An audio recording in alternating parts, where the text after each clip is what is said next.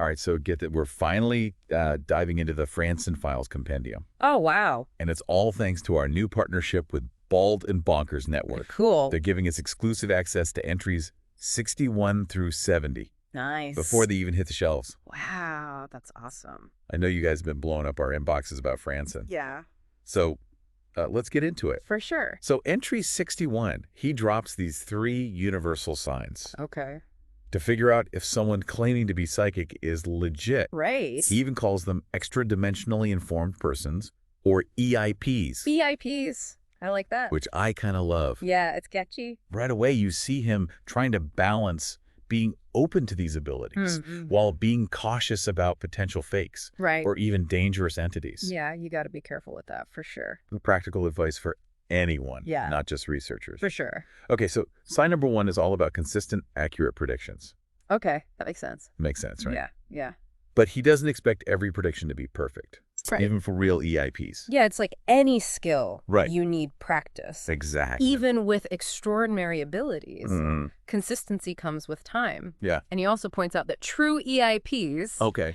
often leave room for interpretation in their predictions, Right. knowing things can change. So maybe those vague psychic readings we see are just playing it safe. Could be, yeah. Sign number 2. All right. Ease of access to unique information. Okay. He calls these me and God questions. Me and God questions. Things only you would know. Okay. It's about eliminating the possibility of lucky guesses. Right. So if someone knows something super specific from your past, that's never been public. Yeah. That's a red flag. Huge red flag. That something unusual might be going on. He gives an example where a medium he was testing Okay. used a childhood nickname. Oh, wow. Only he and a deceased person knew. Wow. Like, what are the odds? Yeah, that's pretty specific. Those hyper-specific details are compelling. Yeah. It raises questions about where this information is coming from. Sure. Of course, you have to be ethical when using these me and God questions. Yeah. Privacy is important. All right. Sign number 3 is a history of unusual circumstances. Okay. Basically, if someone claims to be psychic and weird stuff keeps happening around them. It's about looking for patterns, right? Yeah. Frequent tech malfunctions, encounters with cryptids. Oh, yeah. These things add another layer to the investigation, suggesting a connection to the unusual. He mentions an Usiganella in the Appalachians with tech issues and a possible hostile Sasquatch encounter. Oh, wow. And then there are these mysterious individuals, L and the Emissary. Individuals L and the Emissary. Who seem to attract weirdness wherever they go. Oh, that's interesting. I'm already curious about them. Yeah, I have a feeling we'll be hearing more about them. Oh, for sure. In these entries. Definitely. It's like Frandsen is hinting at a bigger picture. A web of interconnectedness. So before we jump to the next entry, what's the takeaway for our listeners? So these signs are tools for figuring out who might be worth paying attention to. They're not guarantees, but they can help you filter out the noise and focus on potentially genuine cases. So next time you meet someone claiming to have extraordinary abilities, think about Frandsen's 3 signs. It's good advice. You might just be able to tell the real deal from the fakers. Speaking of the real and the surreal, Okay. entry 62 takes us into the world of music. Okay. We're talking about our weird love story. It's a weird love story. An album Frandsen created with his partner L Okay. to experiment with sound frequencies and their potential to influence emotions, maybe even boost birth rates. We have a love album. It's a love album. Is this something I can find on Spotify? Not exactly. Okay. This was part of a Valentine's Day experiment. Frandsen conducted in 2025. Okay. But what's intriguing is why he chose music. Right. And how he believed specific sound frequencies could have these effects. Okay, color me intrigued. Sorry. What was he hoping to achieve? So he was exploring the idea that certain frequencies could trigger specific emotional responses. Love connection, even biological urges. He wasn't just composing music. He was trying to tap into something deeper. Oh, wow. A primal connection between sound and human behavior. So it's more about the scientific potential of music than creating a hit song. Exactly. He was using music as a tool to investigate the power of sound. Right. to influence us on both emotional and physical levels. It raises questions about how we're constantly being bombarded with sound. Yeah. And how that might be shaping our thoughts and actions. It's true. We don't always think about that. Right. The impact of sound. Okay, this is getting deep. Did he share any details about the specific frequencies or the inspiration behind the songs? He mentions a few track titles. Okay. Like A Reunion of Stars and Souls. A Reunion of Stars and Souls. Which was inspired by his encounter with Ivina in space. Hold on. He had an encounter with someone named Ivina in space. Yeah, apparently this encounter led to the conception of their child, Irina. Is this a past love? It's a fascinating blend of the personal and the cosmic. And how does this tie into a song about boosting birth rates? I'm so lost. This is Frandsen, so things are rarely straightforward. Yeah. The entry also mentions the use of starlight amnesia technology. Starlight amnesia technology. From entry 29. Okay. We'll have to circle back to that one. Definitely adding entry 29 to the list. To understand the full context. Okay, so Frandsen and Elle created this album. Right. But did it actually work? Well... Did it influence people's emotions? He doesn't go into detail about the results. Oh, okay. In this entry. All right. We might have to dig deeper into his research notes or later entries to find out. Let's move on to entry 63. All right. This one is titled Olivia's Wedding. Olivia's wedding sounds festive. Sounds festive. Yes, but with Frandsen, it's never just a simple celebration. Right. We're talking about a wedding on a GFW mothership. Okay. A gathering of Frandsen's extraterrestrial children. Wait, back up. Yeah. Extraterrestrial children? Uh-huh. Like aliens? Yes. Olivia is Frandsen's Maton daughter. Okay. We'll learn more about the Matons later. Okay. But essentially, they're a humanoid species from another star system. Okay. The wedding becomes a sort of family reunion for Frandsen. Got it. Imagine the emotional weight of that. Okay, so we've got this futuristic wedding. Right. A family reunion with extraterrestrial children. Yeah. What else could possibly happen? Well, just before the visit, Okay. Elle confesses to Frandsen that she feels a past life connection with him. Oh, why? And then during the ceremony, okay, the youngest daughter, Irina, points to Elle and exclaims, "Oh my gosh. Daddy, you found Mommy." Hold on. Yeah. So Elle isn't just Frandsen's partner. Right. She's potentially someone he knew in a past life. It seems that way. What's going on here? It turns out that Elle is Ivina, Frandsen's star wife. Wow. From that encounter in space we talked about earlier. Oh my goodness. And get this, their children reveal that they've been orchestrating this reunion all along. Whoa. So the kids played matchmaker for their parents across time and space. It appears so. How is that even possible? This is where the concept of time being fluid comes in. Okay. Frandsen has hinted at this in previous entries. Right. It seems Ivina sent a part of her consciousness to Earth, where she lived as Elle, while working behind the scenes to bring them back together. So Elle was like a time-traveling envoy. Yeah, you could say that. A piece of Ivina sent to ensure they would meet again. It's a possibility. This is seriously messing with my understanding of reality. It raises questions about the nature of consciousness, free will, and the possibility that our lives are intertwined in ways we can't even comprehend. And then they have a slow dance, right? They do. A romantic reunion after all this time apart. Yes, but during the dance, Frandsen experiences flashes of Ivina's memories. Oh, wow. Including events that haven't happened yet for him. Oh my God. It's another example of how time might not be linear. Wow. How past, present, and future could be intertwined. Okay, my mind is officially blown. I know, it's a lot to take in. So Frandsen reunites with his star wife. Yeah. Experiences glimpses of the future. All at his daughter's wedding. What could be more wild? Well, the party's over.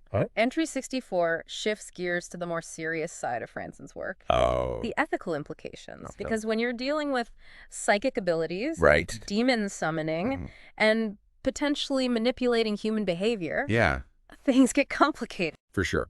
Yeah. It's easy to get caught up in the fantastical elements of these entries. Yeah. But entry 64 is a reality check. Right. We're talking about the ethical side of Frandsen's research. Exactly. He acknowledges that his work raises some serious ethical questions. Yeah, he's dealing with things that most people would consider fringe science. Right. Psychic abilities, potential manipulation through sound frequencies, even dabbling in demonology. Yeah, it's not all cosmic weddings and happy reunions. Right, and he seems aware of that. Yeah, he argues that transparency is key. By openly sharing his findings, he hopes to empower people to recognize and resist potential threats.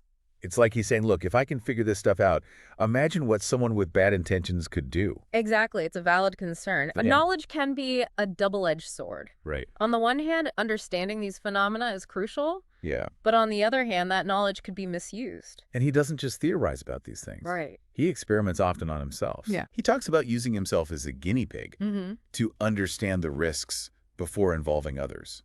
This self-experimentation approach is a recurring theme. Yeah. It's admirable in a way. Yeah. But it also raises questions about consent and accountability. What if something goes wrong? Yeah. What are the potential long-term consequences? Right. It feels like a blurry line. And then there are the public experiments he conducts. Right. Like our weird love story. Right. That was a public experiment, albeit a subtle one. Playing music designed to influence emotions and potentially boost birth rates for a whole city, that's a pretty big experiment. Yeah. Does he have the right to do that without people knowing? It's a tricky question. He argues that these experiments can spark important conversations. Right.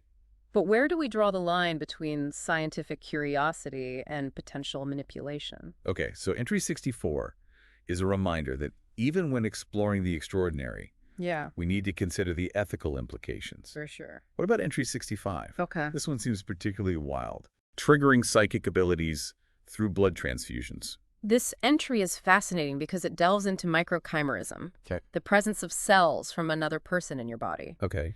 Frandsen donated blood to a woman who then experienced a temporary increase in her intuitive abilities. So he's suggesting that something in his blood might have triggered these abilities. It's a hypothesis. Okay. He speculates that his blood cells interacted with hers in a way that awakened latent psychic potential.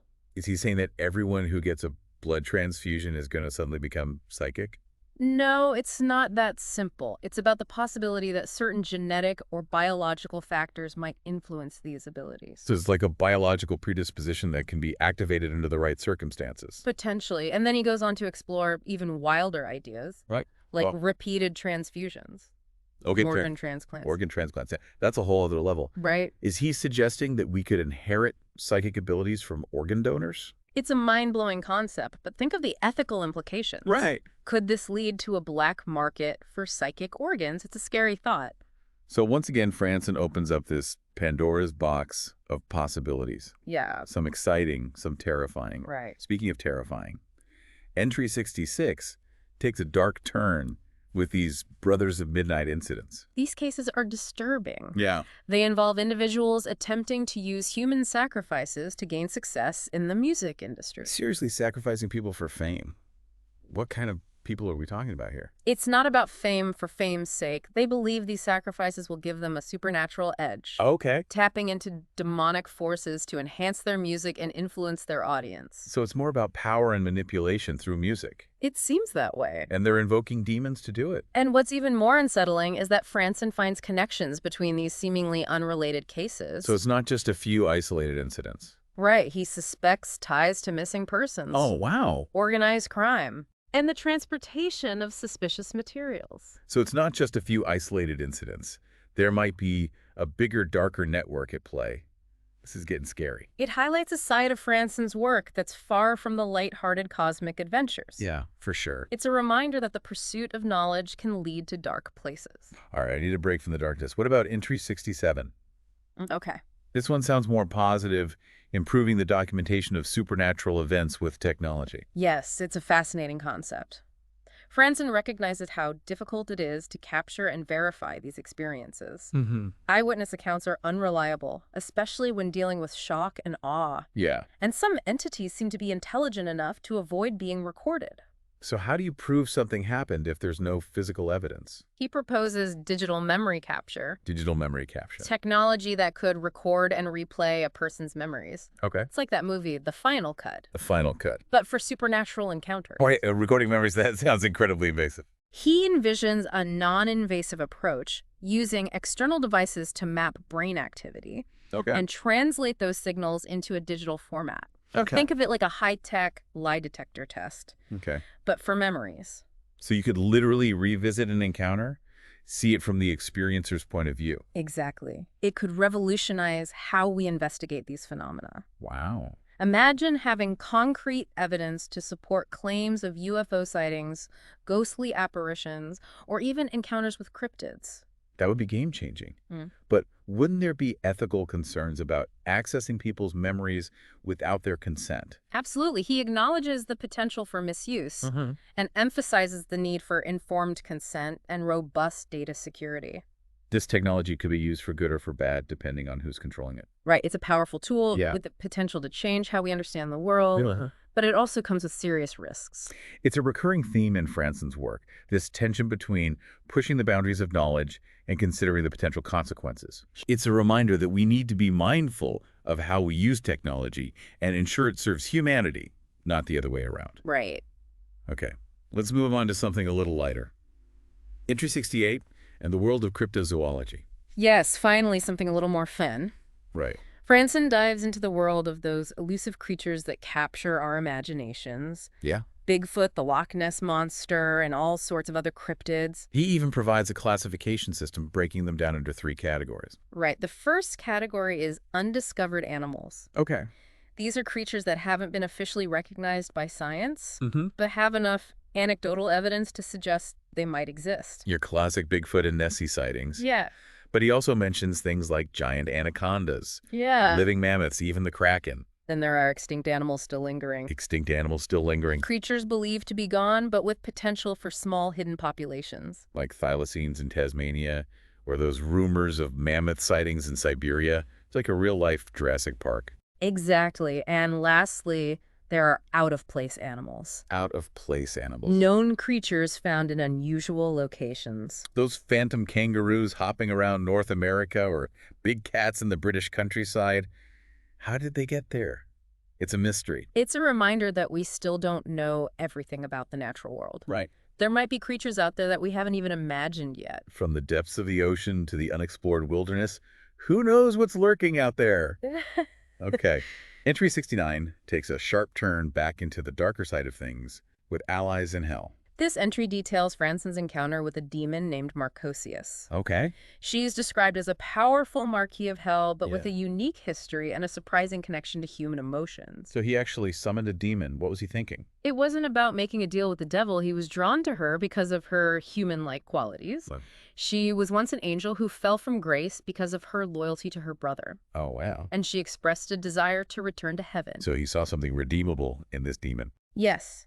He believed she could offer insights into conflict resolution, the complexities of good and evil, and maybe even help him understand his own struggles. That's a pretty unconventional approach to dealing with personal demons. It's Frandsen. He doesn't shy away from the unconventional. Right. But how did the summoning go? Well, she initially appeared as a fierce wolf-like creature. Oh, wow. But then transformed into a young woman. It's interesting how he describes the transformation.